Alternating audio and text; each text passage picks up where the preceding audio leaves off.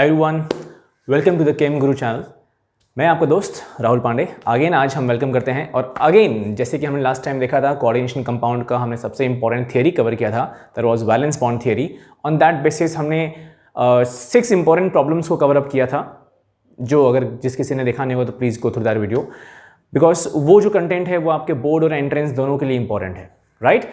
आज भी हम वैसे करेंगे। हम अगेन कोऑर्डिनेशन कंपाउंड का सेकंड मोस्ट इंपॉर्टेंट जो पॉइंट हम कवर करेंगे, that is the nomenclature of coordination compounds.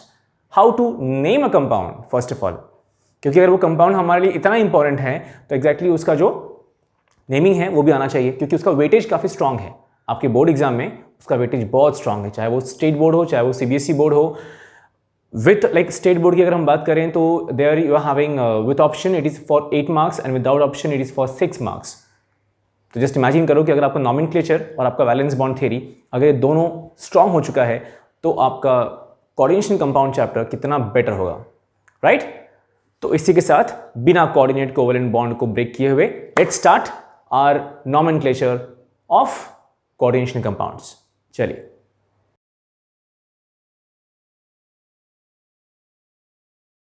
So let's start. Okay, तो यहाँ कुछ पॉइंट्स मैंने मेंशन किए हुए हैं। वैलेंस बॉन्ड थियरी जो हमने कवर किया था उसके बाद का मैंने कहा था आपसे कि उसके बाद का सबसे इंपॉर्टेंट पॉइंट क्या है, हमारा कोऑर्डिनेशन कंपाउंड का नॉमेनक्लेचर सबसे इंपॉर्टेंटली। तो I suggest every one out here, जितने भी लोग यहाँ पे हैं प्लीज़ ध्यान दें, बिकॉज इस कोऑर्डिनेशन कंपाउंड का जो नॉमेनक्लेचर हम पढ़ने वाले हैं इसका 2 पार्ट में वीडियो आएगा। The first part will be the general introduction about the nomenclature, कि उसमें एग्जैक्टली कौन कौन से पॉइंट हैं जो हमें पहले कंसिडर करना है। अगर हमें वो समझ में आ जाएगा, after that will go for the preparation, मतलब एग्जैक्टली कि कैसे प्रिपेयर करने का, कैसे फॉर्म करने का, नेमिंग जो है, राइट। या फिर अगर आपके पास मैंने आपको नाम दे दिया तो उसके नाम के थ्रू फॉर्मूला कैसे बनाओगे आप, फॉर्मूला दिया तो उससे नाम कैसे फॉर्म होगा, दोनों चीज़ें हम कवर करेंगे। बट उसके पहले जनरल ओवरव्यू कि क्या क्या इंपॉर्टेंट होता है। लेकिन ये सिर्फ होगा state board point of view में। आपका जो एंट्रेंस पॉइंट में रहेगा nomenclature will have that one in the other video, separate video, alright. तो नॉमेनक्लेचर ऑफ कोऑर्डिनेशन कंपाउंड, उसके लिए हमारे पास यहाँ पे 4 फैक्टर्स हैं जो मोस्ट इंपॉर्टेंट हैं।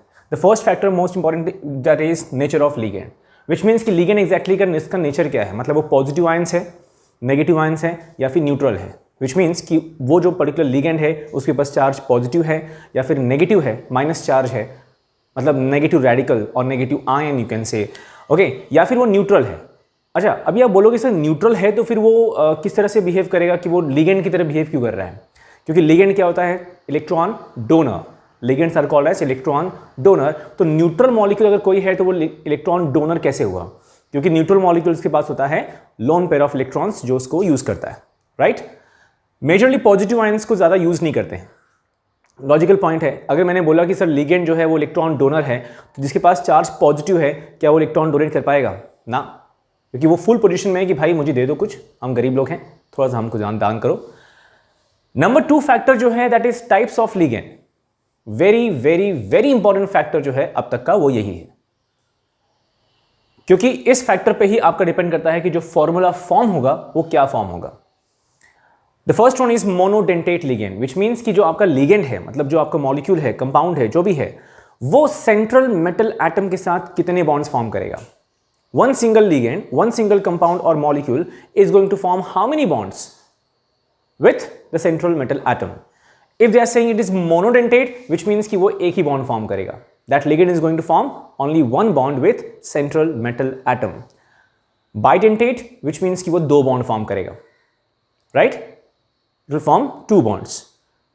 एक ही ligand, एक ही molecule, एक ही compound, but वो 2 bond form करेगा. That's the property. Polydentate, मतलब there must be some examples.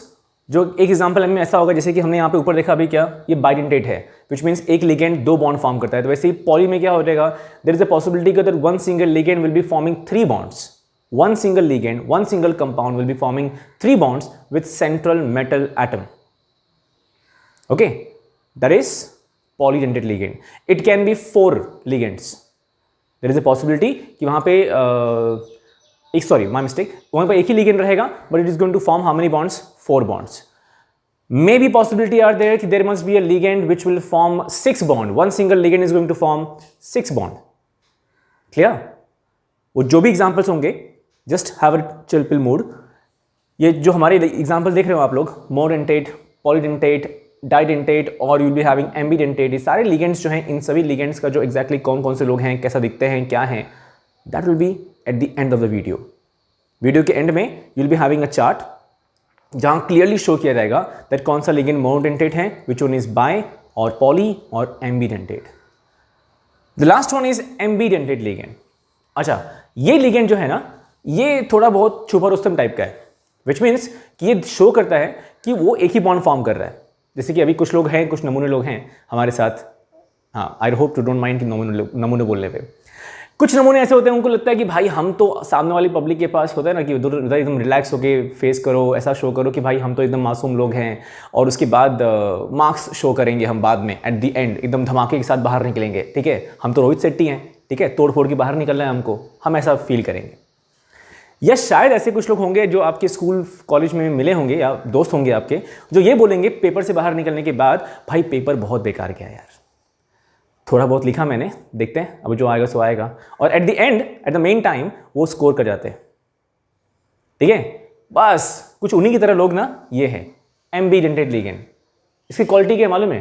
Quality ये है कि one single ligand is having ability to form a two bonds but not at the same time, at a different time. मतलब कि अगर एक ligand है तो वो एक लिगेंड एक बार में एक बॉन्ड बनाएगा और उसी का दूसरा बॉन्ड फॉर्म करेगा अलग तरीके से। एग्जाम्पल लेता हूं मैं आपको। एम्बीडेंट का जो एग्जाम्पल मैं आपको शो कर रहा हूं वो है, कंसिडर करो it is your NO2. In the case of NO2, nitrogen is forming a bond with metal, so it is your M. Okay, nitrogen is forming a bond with metal. अभी क्या करेंगे हम, NO2 को ही थोड़ा सा rearrange करेंगे and we'll be having a structure like this. ये metal है हमारा, बॉन्डिंग हो रही है, लेकिन ये ऐसा है ONO. फाइन। अभी NO2 और ये जो ग्रुप है, दोनों का जो मॉलिक्यूलर फॉर्मूला है सेम है, बराबर। यहां भी 2 ऑक्सीजन है, 1 नाइट्रोजन है, यहां भी 2 ऑक्सीजन है, 1 नाइट्रोजन है। But the point is that here in this case nitrogen is forming a bond with metal and in that case oxygen is forming a bond with metal. Compound एक ही है, ligand एक ही है, लेकिन उसमें 2 ऐसे atoms हैं जो अपने अटैचमेंट कर सकते हैं किसके साथ, मेटल के साथ। और अगर किसी को ये लग रहा है कि सर ये मोनोडेंटेट नाम क्यों दिया हुआ है, डेंटेट हमको मालूम है दांत, ठीक है, तो बचपन में शायद कभी ना कभी तो किसी ने आपको काटा होगा या आपने किसी और को काटा होगा, राइट, दोस्ती में, झगड़े में, हाँ, जो अपने पे कंट्रोल नहीं होता है, मतलब इन शॉर्ट कि अगर वो सामने वाला हमको अगर बीट कर रहा है और अगर हम उस पर हावी नहीं हो रहे हैं, भारी नहीं पड़ रहे हैं, तो अपने पास एक ही ब्रह्मास्त्र होता है, कौन सा, भाई काट लो। काटने पे उसको ज़्यादा पेन होगा, उससे अच्छा फिर हो गया क्या, हम ज़रा सेफ में आ जाएंगे, फटाफट वहाँ से निकल लेंगे, या फिर अपने आप को समझने के देगा, ऐसा कुछ होता है। ये पार्ट हमारा हो गया डेंटेड लिगेंड्स के। थर्ड मोस्ट इंपॉर्टेंट पॉइंट है जो हमें स्टडी करना है, वो है coordination number. Very very important. It means कि जो हमारा सेंट्रल मेटल एटम है, it is going to form how many bonds, which bond, coordinate covalent bond, coordinate covalent bond. Okay, तो जो हमारा सेंट्रल मेटल एटम है वो कितने बॉन्ड्स फॉर्म कर रहा है वो इंपॉर्टेंट है, क्योंकि उस बॉन्ड्स में कोऑर्डिनेट कोवैलेंट बॉन्ड और आयोनिक बॉन्ड दोनों एडअप होते हैं। तो इन शॉर्ट कहने का मतलब है कि अगर मैंने कोई एक सेंट्रल मेटल एटम बीच में कंसिडर किया तो that is going to form how many bonds, कितने ग्रुप्स से अटैचमेंट करेगा, वो मेजर काम उसका वो होता है, दैट्स कोऑर्डिनेशन नंबर। उसकी भी list at the end of the video you will be having that list. कुछ चीज़ें ऐसी हैं जिन्हें बिना रट्टा मारे काम नहीं चलेगा। Yes, I mean my words, रट्टा मारे काम नहीं चलेगा, बिकॉज जो भी कुछ आप स्टडी करते हो उसमें 70% आपका अंडरस्टैंडिंग होना चाहिए एंड 30% आपका रट्टा मार होना चाहिए। कंपल्सरी है, पॉसिबल नहीं है अदरवाइज, ठीक है, क्योंकि ये वो एरा नहीं है, एकदम लेजेंडरी एंशिएंट एरा नहीं है जहाँ पे ऐसा होता रहा कि जब तक जो फॉलोइंग जो गुरु है अगर वो सेटिस्फाई ना हो जाए, ठीक है, तब तक उसको प्रमोट नहीं करते रहे नेक्स्ट हायर लेवल में। मतलब जस्ट इमेजिन करो कि 10th में अगर आप साइंस पढ़ रहे हो या 12th में अगर आप केमिस्ट्री पढ़ रहे हो, और केमिस्ट्री से जब तक मैं सेटिस्फाई ना हो जाऊं कि आपको केमिस्ट्री समझ में आ गया है, तब तक मैंने आपको आगे प्रमोट नहीं करना है। अब क्या हाल होगा सोचो आपका, राइट? ऐसा ही कुछ। तो ये वो एरा नहीं है, यहाँ पे हमें एक साल में फटाफट हमें प्रमोट होना है, नेक्स्ट ईयर में जाना है। तो फॉर दैट नोट 30% रट्टा मार, 70% प्रॉपर समझदारी समझ के लेने का। Coordination number very very very important. Next one, ये बहुत सिंपल है, IUPAC names of एनियोनिक and neutral ligands. मतलब जो लिगेंड्स का चार्ज माइनस है या फिर जिस लिगेंड का चार्ज 0 है, कुछ भी नहीं है, उनका कुछ तो नाम डिफरेंट होगा, समथिंग अलग नाम हो जाता है। ठीक है, मतलब जब हम उनको यूज करेंगे ना, जब उनका हम नेमिंग करेंगे, तो नेमिंग करने के टाइम पे will be like writing some different name for that. Example two, example you are having this one edge, ऐसा नहीं करना आप, हाँ, NH3। NH3 क्या होता है?